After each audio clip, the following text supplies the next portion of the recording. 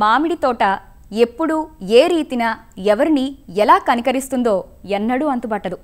రుచిలో మధురాతి మధురమే అయినా ఈ ఫలరాజం నమ్ముకున్న రైతుకి మాత్రం లాభాల మాధుర్యాన్ని చవిచూపించే సందర్భాలు ఏటా ఉండవు. ఒక ఏడాది కాపునిస్తే మరో ఏడాది కాయని నైజం మామిడిది. మామిడి తోటలు కాపునివ్వడంలో పలు అంశాలు ప్రభావితం చేస్తూ ఉంటాయి. సాధారణంగా మామిడి చెట్లు 20 ఏళ్లు వచ్చేసరికి శాఖోపశాఖలుగా విస్తరించి కమ్ముకుపోతుంటాయి. ఈ తోటల్లో సూర్యరశ్మి సరిగా సోకదు.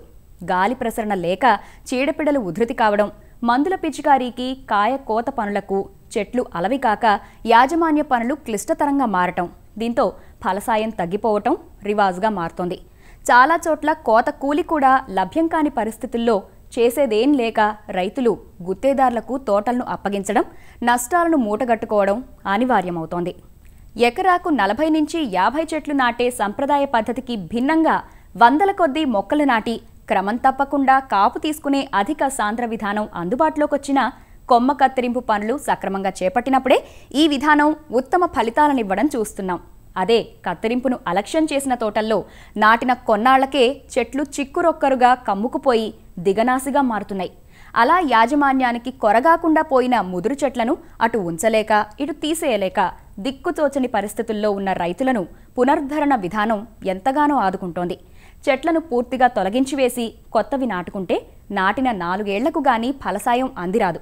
అదే పునరుద్ధరణ చేస్తే రెండో ఏటికే కాపు తీసుకోవడంతో పాటు మరో 10-15 ఏళ్ల పాటు ఎలాంటి చీకు చింత లేకుండా వచ్చిన కాడికి పంట తీసుకోవచ్చు. అలా 2 సార్లు పునరుద్ధరించిన మామిడి తోటల నుంచి ఈ ఏడాది అసాధారణ దిగుబడులను సొంతం చేసుకున్నారు తలపండిన రైతు ఒకరు. ఆయన అనుభవాలను మనము తెలుసుకుందాం రండి. మరి మామిడికాయలు ఎంతగా విరగ కాశాయో చూసారా? ఆ చెట్టు ఈ చెట్టు అనే మినహాయింపు లేకుండా తోటలోని అన్ని చెట్లు తెగ కాశాయి. ఎంతలా అంటే కాయ బరువుకి చెట్టు కొమ్మలే విరిగి పడేంతగా. ఈ మామిడి తోట ఎక్కడుందంటే కరీంనగర్ జిల్లా ఇల్లంతకుంట మండలం కనపర్తి గ్రామంలో. ఈ తోట సొంతదారు డాక్టర్ సుగుణాకర్ రెడ్డి. 8 పదుల వయసులోనూ ఎంత చలాకీగా ఉన్నారో చూసారా? వ్యవసాయమే ఈయన ఊపిరి. వంట పట్టించుకున్న వ్యవసాయ విద్యతో ఈయన తృష్ణ తీరలేదు. వ్యవసాయ శాస్త్రం తెగుళ్ల విభాగంలో డాక్టరేట్ పొంది వ్యవసాయ విశ్వవిద్యాలయం డీన్గా 1997లో పదవీ విరమణ పొందారు. ఈయన కృషికి 2015లో జీవితకాల సాఫల్య పురస్కారము వరించింది. అయితే చదువుకున్న చదువంతా ఒక ఎత్తు, ఆచరణలో పెట్టాలంటే ఎన్నో ఎత్తుపల్లాలు. సమయానికి పనివారు దొరక్క పడ్డ అగచాట్లు అన్నీ ఇన్ని కావు. సహధర్మచారిణి పుష్పలీల 50 ఎకరాల వరి ప్రతి వ్యవసాయాన్ని, 20 ఎకరాల మామిడి తోటల వ్యవసాయాన్ని ఒంటి చేత్తో నడిపించటం, అన్నింటా తోడుండటం తన భాగ్యంగా భావిస్తారు. మనం చూస్తున్న ఈ 10.5 ఎకరాల తోటను 2001లో వరుసల మధ్య 30 అడుగులు, వరుసలో మొక్కల మధ్య 15 అడుగుల దూరంతో నాటుకున్నారు.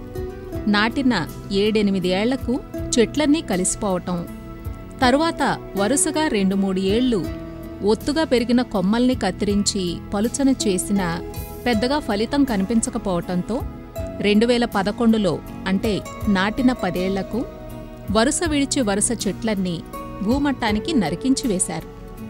దీంతో చెట్ల మధ్య దూరం ఎటు చూసినా 30 అడుగులు ఏర్పడింది.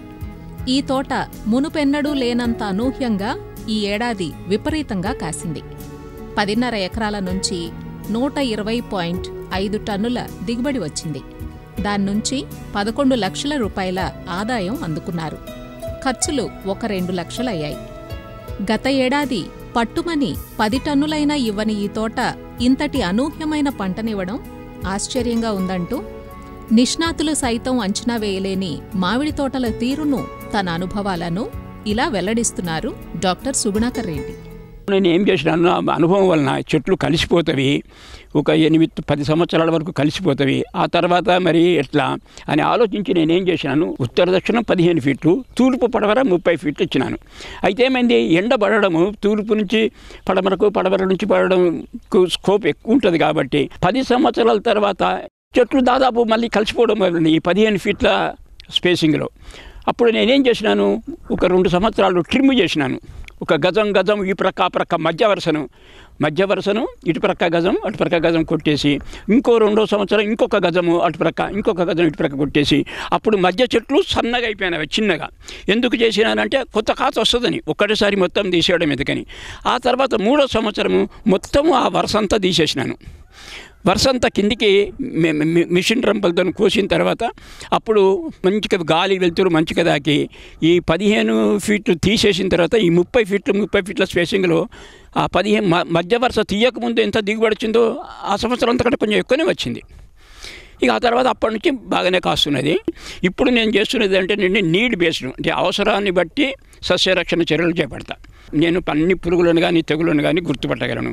అయితే ఒక్కటి ప్రొఫైలాక్టిక్ అంటే సీజన్ మొదలు కాకముందు ఒకసారి అక్టోబర్ నెలలో మాత్రం నేను పురుగున్నా లేకున్నా ప్లాంట్ ప్రొటెక్షన్ ఇస్తాను.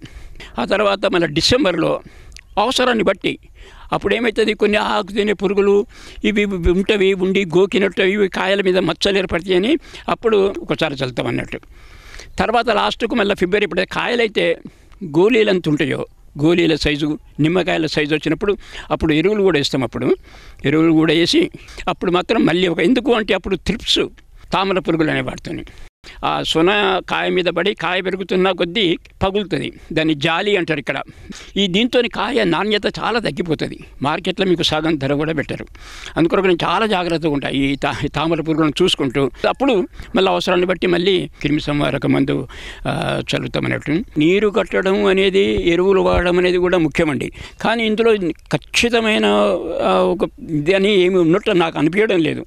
ఎందుకంటే నేను పోయిన సంవత్సరము ప్రతి చెట్టుకు 3 తట్టల కోళ్ళ పెంట వేసినాము. అయినా పోయిన సంవత్సరం ఏం కాయలేదు. ఎకరానికి 1 టన్ను కూడా రాలేదు పోయిన సంవత్సరం. కంప్లీట్ ఫెయిల్యూర్ మామిడి తోట నీరుడు. అదే ఈ సంవత్సరము నీరుడు ఎట్లయినా కాయలేదు కదా అని నేను ఈ సంవత్సరం పెంట వేయనే లేదు. కోళ్ళ పెంట కానీ పశువుల పెంట కానీ ఏది వేయలేదు. కెమికల్ ఫర్టిలైజర్స్ అది వాడినాను.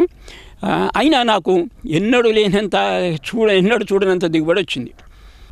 అంటే ఎన్నో వేరే ఫ్యాక్టర్స్ ఉన్నాయండి. అంత సింపుల్గా మనము ఎరువులేసినంతనే కాస్తుంది లేకపోతే అతనికి అతను ఒక్కటి మాత్రం ఏంటంటే నీరు కట్టడం మాత్రం నేను కొంచెం అందరికంటే ముందు ఒక నవంబరు 15th నుంచి మొదలుపెట్టినాను డ్రిప్ నడపడం. అట్నే నడుస్తుంది డ్రిప్, నేను ఆపలేదు.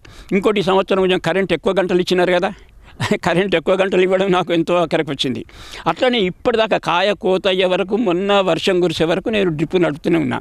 నేను అనుకుంటున్న నీళ్లు బాగా సమృద్ధిగా లభించినాయి కాబట్టి మళ్ళీ ఇంకోటి తర్వాత వేసిన కృత్రిమ ఎరువులు ఏవైతున్నాయో అవి టైంలో వేసినాము. నిమ్మకాయలు గోలేడు సైడ్ ఉన్నప్పుడు ఎంత ఒక్కొక్క చెట్టుకు 500 గ్రాముల 20-20 750 గ్రాముల యూరియా 300 గ్రాముల పొటాష్ ఈ 3 కలిపి ప్రతి చెట్టుకు 4 ఫీట్ల దూరంలో మళ్ళీ ఇంత పారతోని తవ్వడము, అందులో డ్రిప్ల కింద వేయడం. ఏంటంటే అన్నీ కలిసి రావడం కూడా ముఖ్యమండి ఇందులో. ఓసారి పోయిన సంవత్సరం అన్నీ చేసినాము. మరి ఈ సంవత్సరం దాని వచ్చిందంటే 10% రాలేదు. ఈ తోటలో మేము ఇప్పుడు నిల్చున్న తోటలో 1 టన్ను కూడా లేదు. ఇప్పుడు నాకు 11-12 టన్నుల యావరేజ్ వచ్చింది ఎకరానికి. ఒక్కొక్క చెట్టుకు 2 క్వింటాల పైన వచ్చింది. పోగా ఇంకొక విషయం చెప్పవలసింది, ఇదే మాదిరిగా నేను ఇంకో ప్రక్కన తూర్పు ప్రక్కన తోటలు చేసినాను, కానీ అక్కడ ఇంత పంట రాలే.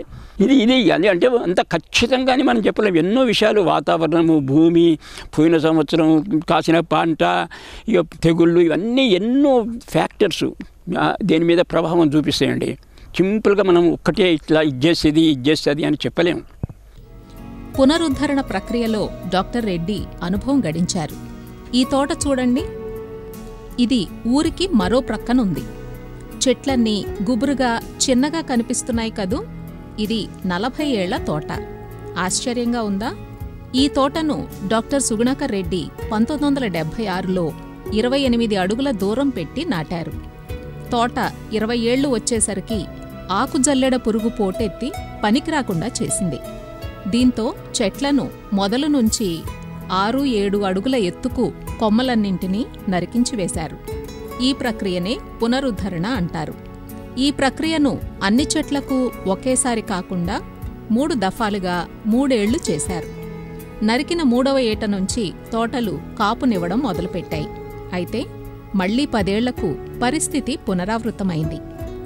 ఈసారి పురుగు రాలేదు, కానీ చెట్లు ఎత్తు పెరిగి కాయకోతకు కష్టమైంది. అందుకని తిరిగి రెండోసారి ఈ చెట్లను పునరుద్ధరణ చేశారు గత సెప్టెంబర్లో. మునుపు కత్తిరించిన భాగం వద్ద నుంచి 1 అడుగు పైకి ఈసారి కత్తిరింపు చేశారు అన్ని చెట్లకి. ఎరువులు, మందులు ఏవీ వాడకుండానే ఈ తోట కొత్త చిగుళ్ళు తొడిగి చక్కగా ఎదుగుతోందంటారు. ఆ కాలంలో ఎవరు నీళ్లు కట్టేటోళ్ళు కాదు, ఎరువులు వేసేటోళ్ళు కాదు. చాలా తోటలు చూసి 28 ఫీట్లు సరిపోతుందని పెట్టినాను. కానీ అది ఇక్కడ మన మంచి పోషణ వలన, ఎరువులు వేయడం, నీళ్ళు కట్టడం వలన అవి 10-12 సంవత్సరాలనే కలిసిపోయినవి. అట్లా కొన్ని 20 సంవత్సరాల తర్వాత దిగుబడి చాలా తగ్గడం మొదలైంది. ఈ ఆకుగూడు పురుగు రావడము, నీడకు ఉండడం వలన అసలు కాయకపోవడం జరిగిపోతే నేను అప్పుడు 2001, 2, 3, 4 సంవత్సరాలు ఫేజ్డ్గా కొన్ని సంవత్సరాలు ఆడ్ నంబర్స్ అంటే సరి సంఖ్యలో ఉన్న కొన్ని బేసి సంఖ్యలో ఉన్నాయి, కొన్ని చుట్టూన్నాయి, కొన్ని పునరుద్ధరణ కొరకు 6 నుంచి 7 ఫీట్ల వరకు కోయడం జరిగింది. కోసిన తర్వాత అవి 3 సంవత్సరాల తర్వాత ఖాతాకు వచ్చి 4వ సంవత్సరం నుంచి మంచి ఖాతా దిగుబడి వచ్చింది. అన్నదాతలు కూడా ఇది మంచి ఆర్టికల్ పబ్లిష్ చేసినారు. ఆ తర్వాత ఈటీవీ వాళ్ళు కూడా కవర్ చేస్తే చాలా పబ్లిసిటీ వచ్చి ఎంతోమంది రైతులు వచ్చి అది చూడడం జరిగింది. దాంతో ఇప్పుడు చాలామంది పాత తోటలను తీసివేసి మళ్ళీ కొత్తవి పెట్టకుండా పునరుద్ధరణ కొరకని ఈ విధంగా 6-7 ఫీట్ల వరకు నడికి మళ్ళీ 3వ సంవత్సరం 4వ సంవత్సరం నుంచి మళ్ళీ పంట పొందుతున్నారు. ఇది కామన్ అయిపోయింది. అంటే ఇంకో గమనించవలసిన విషయం ఒకటి ఏంటంటే పునరుద్ధరణ తర్వాత నేను ఇప్పటివరకు ఎన్నడూ అంటే 201, 2, 3, 4 నుంచి ఈ సంవత్సరం మళ్ళీ 2వ పునరుద్ధరణ చేసే వరకు ఏ ఎరువులు వేయలేదు. ఒకటి ఏంటంటే డ్రిప్ నడుస్తున్నది, కొన్ని చెట్లకు డ్రిప్ ఉన్నది, కొన్ని చెట్లకు బావి నీళ్ళు కడతాము. కానీ నేను ఏ విధమైన ఎరువులు వేయలేదు. అంటే దాని రూట్ సిస్టము అంటే దాని వేళ్ళు ఇంత వ్యాపించి ఇంత బలంగా ఇంత ఉంటాయంటే విస్తరించి ఉంటాయంటే మరి ఎందుకో ఏమి వేయకున్నా కానీ బాగానే కాస్తున్నది.